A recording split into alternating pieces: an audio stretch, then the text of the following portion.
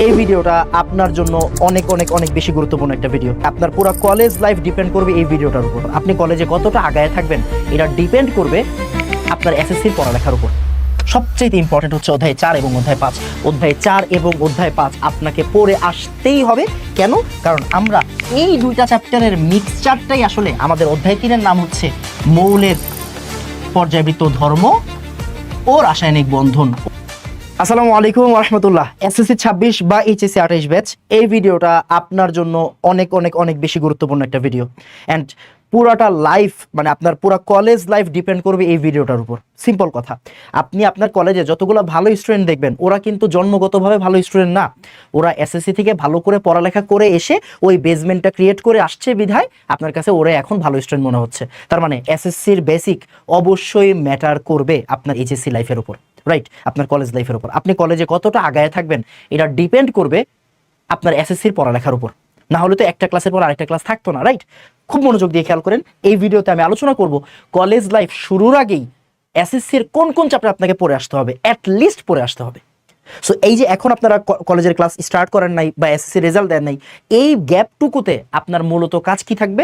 এই গ্যাপটুকুতে আপনার কাজ থাকবে হচ্ছে এসএসসির বইটা ভালো করে পড়া, অ্যান্ড যাতে আপনার বেসিকটা অনেক ভালো থাকে, আপনি আপনার অন্যান্য 10টা ফ্রেন্ড থেকে আগায় যান। একদম ক্লিয়ার? ওকে, তো আসেন খুব মনোযোগ দিয়ে খেয়াল করেন। আপনার এসএসসি বইয়ে কি কি আছে বাবা? আপনার এসএসসি বই কি কি আছে? এই যে আপনার এসএসসির বই এই 12টা চ্যাপ্টার আছে। এই 12টার মধ্যে কোন কোন চ্যাপ্টার আপনাকে কলেজের জন্য ভালো করে পড়তে হবে এটা আমি আপনাকে এখন বলে দিব। খুব মনোযোগ দিন, খুব মনোযোগ দিন। দেখেন, অধ্যায় 3 পদার্থের গঠন, এই চ্যাপ্টারটা আপনাকে ভালো করে পড়ে আসতে হবে। কেন? আপনার গুণগত রসায়ন মানে আমরা যেই চ্যাপ্টারটা দিয়ে কলেজ লাইফে পড়ালেখা স্টার্ট করব ওই চ্যাপ্টারের জন্য পদার্থের গঠনের বেসিকটা জানা ইম্পর্টেন্ট। আইসোটোপের ব্যবহার, আপনার প্রোটন সংখ্যা, ইলেকট্রন সংখ্যা, এই জিনিসগুলো কিন্তু গুণগত রসায়নেও আছে। সো আপনাকে পদার্থের গঠনটা পড়ে আসতে হবে।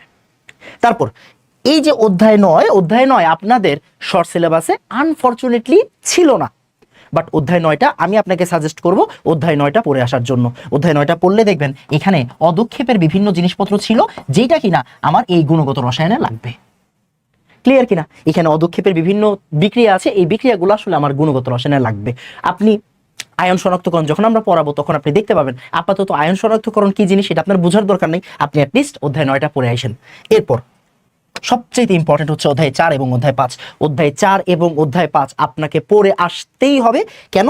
কারণ আমরা এই দুইটা চ্যাপ্টারের মিক্সচারটাই আসলে আপনি নাম দেখলেই বুঝবেন আমাদের অধ্যায় 3 এর নাম হচ্ছে মৌলের পর্যায়বৃত্ত ধর্ম ও রাসায়নিক বন্ধন। তারপরে আপনি বুঝতেই পারতেছেন এই চ্যাপ্টারটার নাম দেখলে আপনার মনে হচ্ছে পর্যায় সারণী আর রাসায়নিক বন্ধন, এই দুইটা চ্যাপ্টারের মিক্সচার হচ্ছে এটা। এই দুইটা চ্যাপ্টার একসাথে মিলে যদি একটা বই হয়, এইটা হচ্ছে একটা ইতিহাস, একটা মহাভারত। ব্যাপারটা বোঝা গেছে? এখানে অনেকগুলো পড়ালেখা আছে, প্রত্যেক ব্লক কেমিস্ট্রি আছে, মানে প্রতিটা গ্রুপের বৈশিষ্ট্য আছে, একটা মৌল নিয়ে কথাবার্তা অনেক বেশি আছে। সো এরকম এখানে অনেক ভালো ভালো পড়ালেখা থাকবে। এই পড়ালেখাটা আপনি তখনই ভালো বুঝবেন যখন আপনি পর্যায় সারণী আর রাসায়নিক বন্ধন চ্যাপ্টারটা পড়ে আসবেন। যেহেতু এটা আপনাদের শর্ট সিলেবাসে ছিল, সো ভুলেও মিস করা যাবে না। এই 3টা চ্যাপ্টার আপনাকে পড়তে হবে গুণগত আর মৌলের পর্যাবৃত্ত বোঝার জন্য।